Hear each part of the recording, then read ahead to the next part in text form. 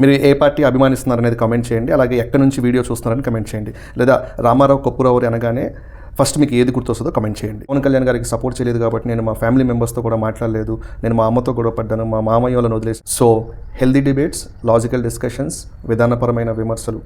25K followers in Facebook. మనం ఎప్పుడు like చేయండి, ఫాలో చేయండి అని అడగం కదా. సో నేను ఎప్పుడు కౌంట్ గమనించలేదు. మొన్న ఒక బ్రదర్ కంగ్రాచులేషన్స్ అని మెసేజ్ చేస్తే అప్పుడు చూసుకున్నాను. ఫస్ట్ ఒక పోస్టర్ చేద్దామా అనుకున్నాను, కానీ లేదు, ఒక వీడియో చేయాల్సిందే అని అనిపించింది. ఎందుకంటే before that, apart from my friends, colleagues and relatives, ఎక్కువగా రాజకీయ అభిమానులే ఉండి ఉంటారు నా ఫాలోవర్స్లో. మీరు ఏ పార్టీ అభిమానిస్తున్నారనేది కమెంట్ చేయండి. అలాగే ఎక్కడి నుంచి వీడియో చూస్తున్నారని కమెంట్ చేయండి. లేదా రామారావు కొప్పురావు అనగానే ఫస్ట్ మీకు ఏది గుర్తొస్తుందో కమెంట్ చేయండి. సో ఇప్పుడు ఈ వీడియో ఎందుకు చేస్తున్నారనేది మాట్లాడుకుందాము. First of all, I want to thank every one who shares my content. ఎందుకంటే నేను ఒక్కరిని అనుకుంటే ఆలోచిస్తే సరిపోదు కదా, అది ఆచరణలోకి కూడా రావాలి. దానికి ఎక్కువ మందికి నేను మాట్లాడే విషయం, నా ఆలోచన తెలియాలి. అలా తెలియాలి అంటే కంటెంట్ ఎక్కువ మందికి షేర్ అవ్వాలి. సో ఆ ఆలోచనని నచ్చి షేర్ చేసి మరింత మంది ప్రభావితం చెందేలా చేసే ప్రతి ఒక్కరికి కూడా ధన్యవాదాలు.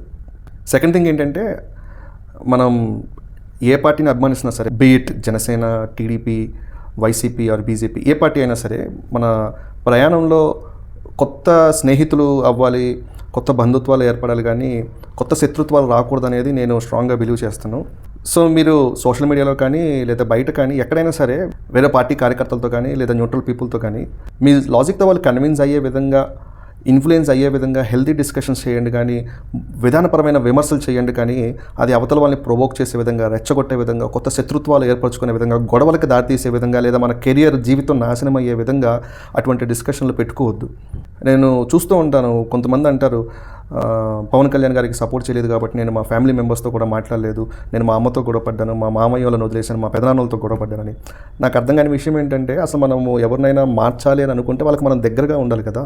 ఇంకా దూరం చేసుకుంటే వాళ్ళు దూరం అయిపోతారు తప్ప వాళ్ళు మన ఆలోచనలతో ఎలా ఏకీభవిస్తారు? కరెక్టా కదా? ఆలోచించండి ఒకసారి.